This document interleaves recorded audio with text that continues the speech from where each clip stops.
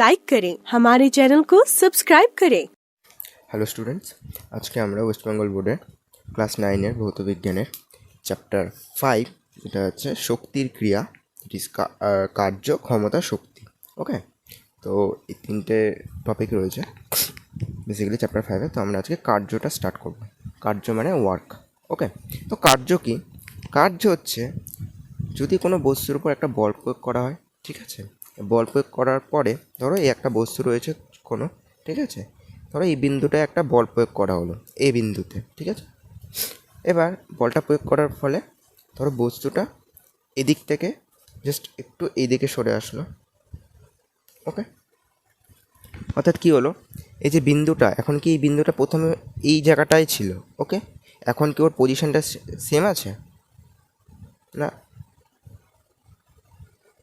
প্রথমে এই জায়গাটা ছিল বল প্রয়োগ করার আগে, বল প্রয়োগ করার পর বিন্দুটা এখানে এসছে, এই যে বিন্দুটা যদি ভূমির সাথে আমরা দেখি, তাই না? তো অর্থাৎ কী হয়েছে, একটা বল প্রয়োগ করা হলো একটা বিন্দুতে এবং ওই বিন্দুটা স্মরণ হলো, সেটাকে বলে প্রয়োগ বিন্দু। যে বিন্দুতে বল প্রয়োগ করা হয় কোনো বস্তুর ওপর সেটাকে বলা হয় বলের প্রয়োগ বিন্দু।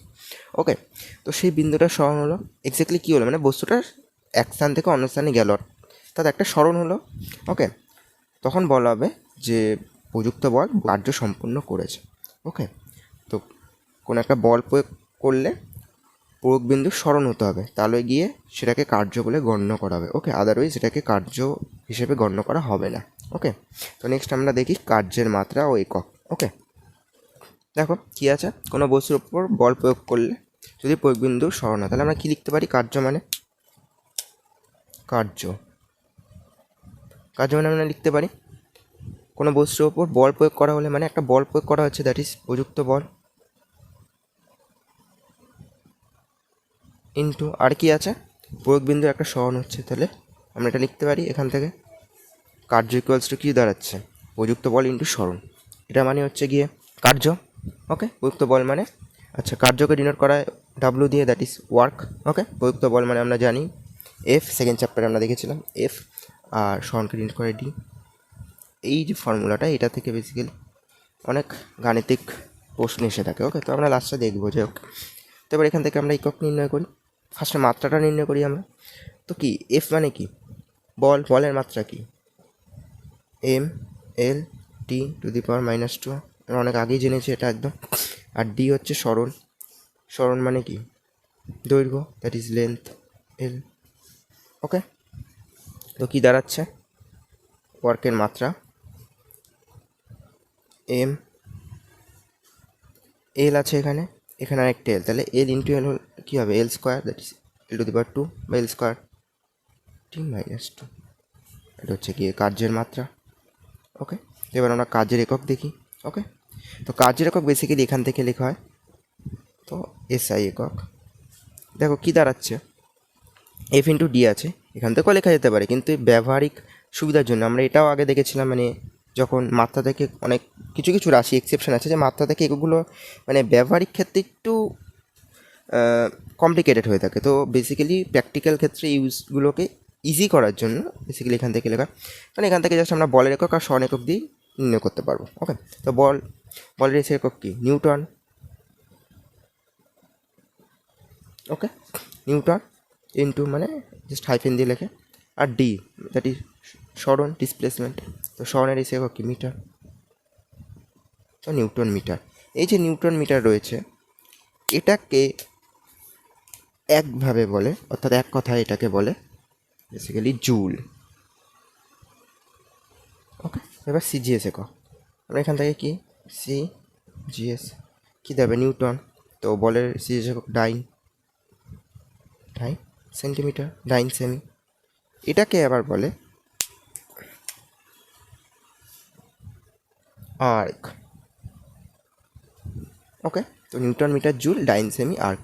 তো আমরা এবার নেক্সট কী দেখব, অনেক ক্ষেত্রে জুল আর আর্গের মধ্যে সম্পর্ক নির্ণয় করতে দেয়, মানে 1 জুল ইকুয়ালস টু কত আর্গ সেটা নির্ণয় করতে হয়, 1 জুল ইকুয়ালস টু কত আর্গ, বেসিক্যালি আমরা এবার এটা দেখব। ওকে, জুল ও আর্গের মধ্যে সম্পর্ক, তোমরা কী লিখতে পারি, দেখো আমরা কী জানলাম এইমাত্র, যে জুল মানে হচ্ছে গিয়ে নিউটন ইন্টু মিটার, মানে F into D, W is equal to F into T ছিল, তা আমরা লিখতে পারি তো, মানে জাস্ট ওয়ার্কের একক লিখলাম জুল, এফ মানে নিউটন, ইন্টু ডি মানে সরণ, দ্যাট ইজ মিটার, এস আইতে সব একক লিখলাম। তো এখানে 1 জুল 1 নিউটন সব কটা 1 হয়ে যাবে, 1 মিটার। এবার জাস্ট আমরা এটাকে সিজিএসে কনভার্ট করবো এই এককগুলোকে, তাহলে আমরা জুল থেকে আর্গে চলে যাবো, কারণ আমাদের কি আর্গ মানে আমাদের কি জানি আমরা, আর্গ মানে আমরা এটা লিখতে পারি জাস্ট ওয়ার্কে সিজিএস একক আর্গ, ফোর্স ওর সিজিএস একক হচ্ছে ডাইন, ইন্টু কী হবে সেমি।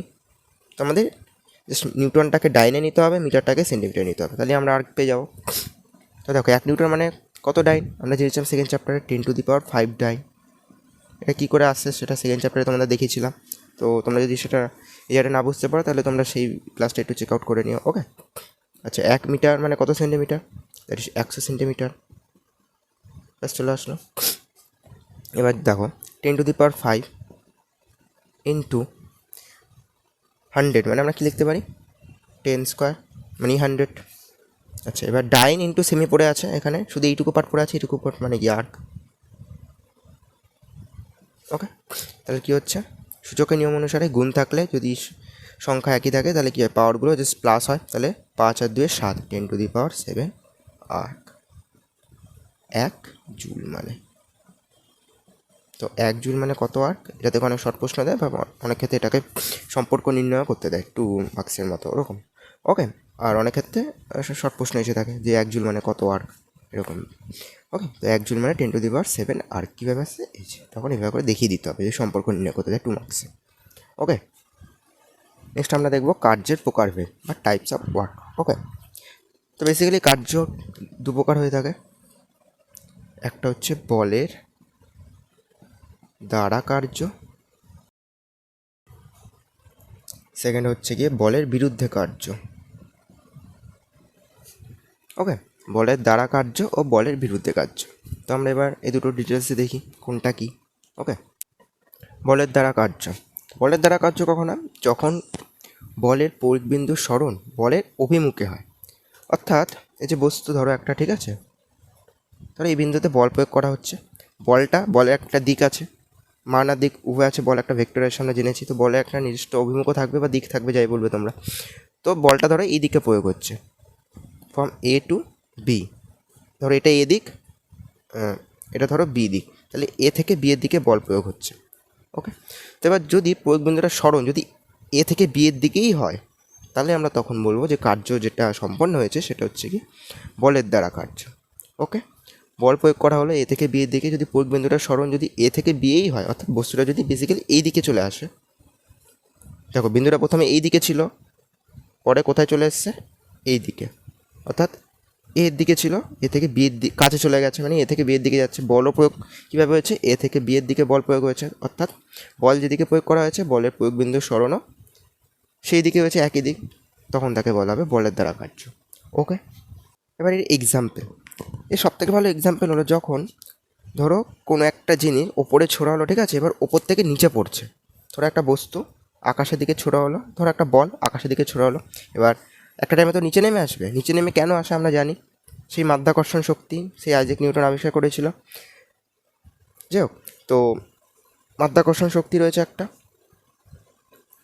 তো সেই মাধ্যাকর্ষণ শক্তিটা কী করছে, বলটাকে নিচের দিকে টানছে, অর্থাৎ একটা বল প্রয়োগ করছে এই বলটার ওপর, সেই বলটা কোন দিকে আসছে, ওপর থেকে নিচের দিকে, ওপর থেকে নিচের দিকে বলটা প্রয়োগ হচ্ছে, মানে বলটার প্রয়োগের অভিমুখ কোন দিকে, ওপর থেকে নিচ, এই বলটা কোন দিকে আসে, নিচেই তো আসে, তাই না।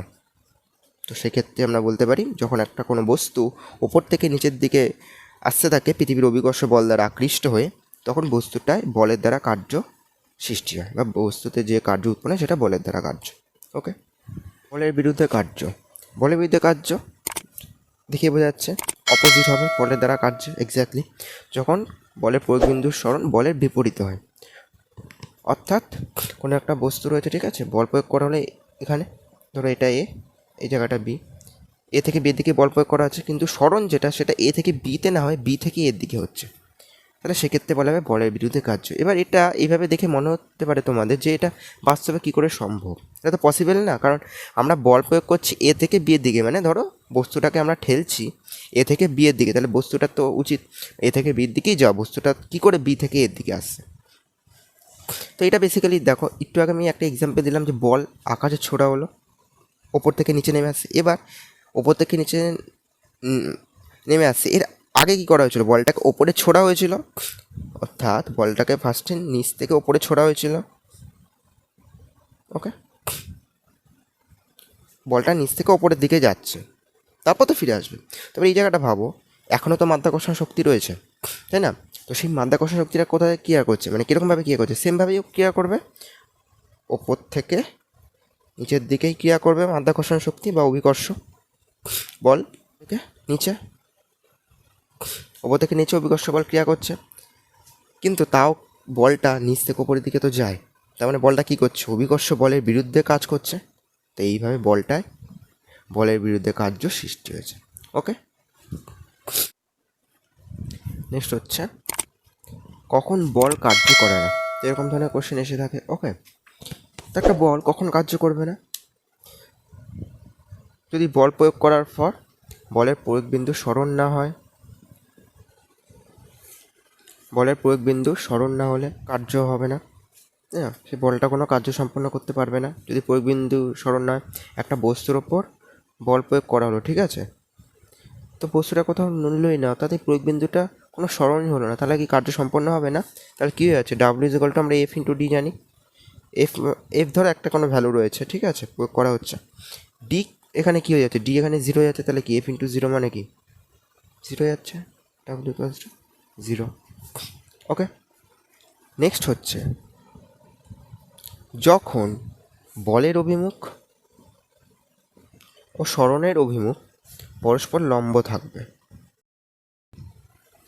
অর্থাৎ ধরো একটা কোনো বস্তু রয়েছে, ঠিক আছে, তার ওপর বল ধরে এই দিকে প্রয়োগ করা হচ্ছে, এই বিন্দুতে বল ওপর থেকে নিচের দিকে প্রয়োগ করা হচ্ছে। ওকে, কিন্তু আজবভাবে দেখা গেল বস্তুটা কোনো কারণে ধরো স্মরণ হচ্ছে এই দিকে, তাহলে কী হচ্ছে, বল এই দিকে প্রয়োগ করা হচ্ছে, বস্তুর স্মরণ এই দিকে হচ্ছে, একটা কি লম্ব হয়ে গেল, লম্ব মানে 90 ডিগ্রি কোণ, বুঝতে পারলে?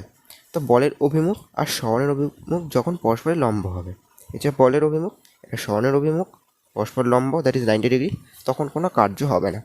বেসিক্যালি এটা কখন হয়ে থাকে, দেখবে যখন কোনো একটা ব্যক্তি কোনো হাতে ব্যাগ বা স্যুটকেস নিয়ে, এই ধরো স্যুটকেস, ঠিক আছে, ব্যক্তি তো এইভাবে ধরে থাকে, ধরো এই হাত দিয়ে সে স্যুটকেস ধরে রয়েছে, এবার স্যুটকেস ধরলো, ঠিক আছে, এবার সে যখন ভূমি থেকে স্যুটকেসটাকে তোলে তখন বলটা কি এইভাবে ক্রিয়া করে, হ্যাঁ, তারপর সে হাঁটতে থাকে, অর্থাৎ এই যে স্যুটকেসটার ওপর বলটা প্রয়োগ এদিক থেকে হলো, মানে নিচ থেকে ওপরের দিকে হলো, কিন্তু এরপরে বলটা প্রয়োগ হওয়ার পর বলটার স্মরণ কোন দিকে হচ্ছে, এরকমভাবে, কেন ব্যক্তিটা তো সামনের দিকে এগোতে থাকবে, এবার করে স্যুটকেসটা তুলে ব্যক্তিটা সামনের দিকে এগোতে থাকবে, তো স্যুটকেসটা ওপরে তুললো মানে নিচ থেকে ওপরের দিকে একটা বল প্রয়োগ হলো, কিন্তু স্মরণ এইভাবে হচ্ছে, অর্থাৎ দেখো একটা 90 ডিগ্রি অ্যাঙ্গেল এই যে লম্ব হয়ে যাচ্ছে, যে আমরা একটা কোনো বিন্দুকে ধরি, এখানে সুটকেসের ভেতর ধরো এই বিন্দু 90 ডিগ্রি অ্যাঙ্গেল হয়ে যাচ্ছে, তাহলে সেক্ষেত্রে কোনো কার্য হবে না।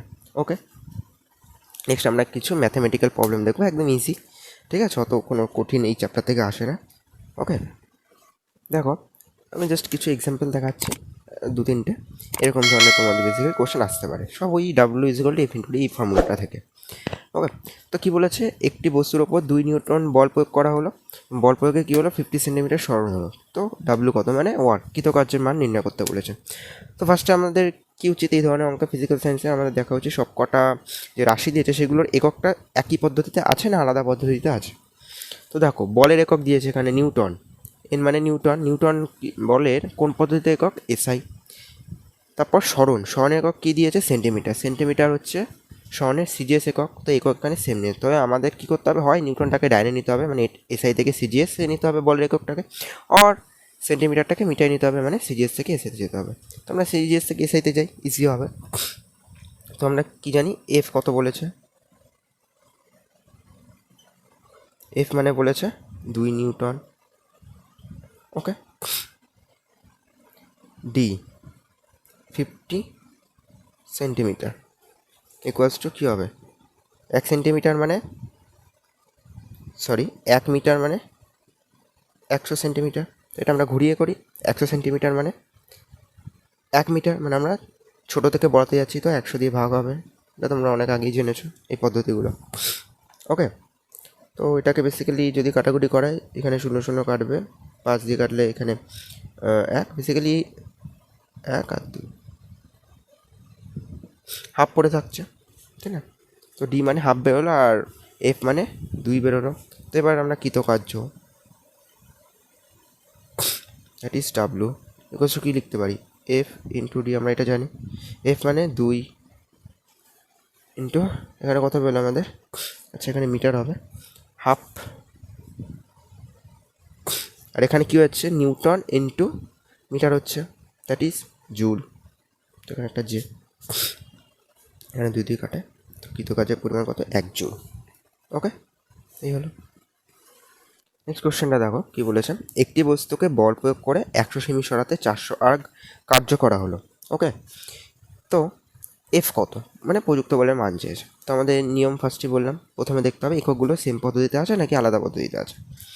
তো স্বর্ণের একক দিয়েছে সেন্টিমিটার, দ্যাট ইজ সিজিএস। তারপর কার্যের একক দিয়েছে আর্গ হচ্ছে সিজিএস একক, তাহলে স্বর্ণ আর কার্যের একক একই পদ্ধতিতে আছে, তো এখানে কনভার্ট করার কিছু নেই। তাহলে আমরা লিখি প্রথমে যারা ডেটা বলা আছে, ডি মানে 100 সেন্টিমিটার। আচ্ছা, কার্য বলে দিয়েছে এখানে, মানে ওয়ার্ক, ডাব্লু বলে দিয়েছে কত, 400 আর্গ। এফ নির্ণয় করতে হবে। তো দেখো আমরা কি জানি, W is equal to F into D. তো আমরা এফ বের করবো, অর্থাৎ কী হবে, ইন্টুতে আছে ডিটা, তো ডিটা নিচে চলে আসবে ডাব্লুর। এই হলো। এবার আমরা জাস্ট ভ্যালুগুলো ইনপুট করবো। কার্য মানে ডাব্লু আছে মানে 400, আর এটা কত রয়েছে, 100। তো এবার দেখো কার্যের একক আর স্বর্ণের একক সিজিএসে ছিল, তাহলে বলের এককটাও কি সিজিএসে হবে, ডাইন।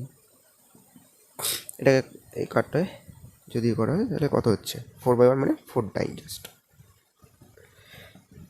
তাহলে এফ মানে কত বেরোলো, 4 ডাইন। ওকে, তো আজকে আমরা তোমাদের চ্যাপ্টার 5-এর যে প্রথম টপিকটা রয়েছে, সাব টপিক বলতে পারো, কার্য ওয়ার্ক, সেটা আমরা কী কী জানলাম, প্রথমে জানলাম কার্য কী, ওটা সম্পর্কে আমরা জানলাম মেন। নেক্সট আমরা ওর মাত্রার একক দেখলাম, ওকে, দেন কার্যের প্রকারভেদ। নেক্সট আমরা দেখলাম যে ওই প্রকারভেদ যেগুলো ছিল বেসিক্যালি, তো সেগুলো আমরা ডিটেলসে দেখলাম এক্সাম্পল সহ। আর নেক্সট আমরা দেখলাম কখন প্রযুক্ত বল কার্য করে না, মানে বস্তুর উপর একটা বল প্রয়োগ করা হচ্ছে কিন্তু কার্য হচ্ছে না, কোন কোন ক্ষেত্রে হতে পারে, আমরা সেগুলো দেখলাম। আর লাস্টে কিছু গাণিতিক সমস্যা, একদম ইজি, অত টাফ কিছু আসে না এই চ্যাপ্টার থেকে, গাণিতিক সমস্যা। ওকে, তো বেসিক্যালি আমাদের চ্যাপ্টার 5-এর এইটা কার্য আমাদের কমপ্লিট হলো, ঠিক আছে। নেক্সট দিন আমরা ক্ষমতা যেটা আছে ওটা স্টার্ট করবো, সাব টপিক 2, ঠিক আছে। তো আজকে ক্লাসের থেকে যদি তোমাদের কোনো কোশ্চেন থেকে থাকে বা ডাউট থেকে থাকে তোমরা কমেন্ট বক্সে করে দিও, ঠিক আছে, আমি সলভ করার চেষ্টা করবো। ওকে, আর তোমাদের যদি ভিডিওটা ভালো লেগে থাকে বা এডুকেটিভ মনে হয়ে থাকে তাহলে তোমাদের বন্ধুদের সাথেও শেয়ার করো, যাতে তারাও তাদের ডাউটগুলো ক্লিয়ার করতে পারে। দেখে যদি তাদের মানে ওইটা পড়তে গিয়ে কোনো জায়গায় কোনো অসুবিধা হয়ে থাকে তাহলে জাস্ট এই একদম ফ্রি অফ কস্টে অ্যাভেলেবেল এই ভিডিওগুলো বা ক্লাসগুলো নিয়ে তারা খুব ইজিলি ডাউটগুলো ক্লিয়ার করে নিতে পারবে। তাহলে তারা যাতে এটা করতে পারে তাদেরকেও একটু শেয়ার করে দাও তোমরা। ওকে, তো নেক্সট ক্লাসে তোমার সাথে দেখা হচ্ছে। Till then keep learning.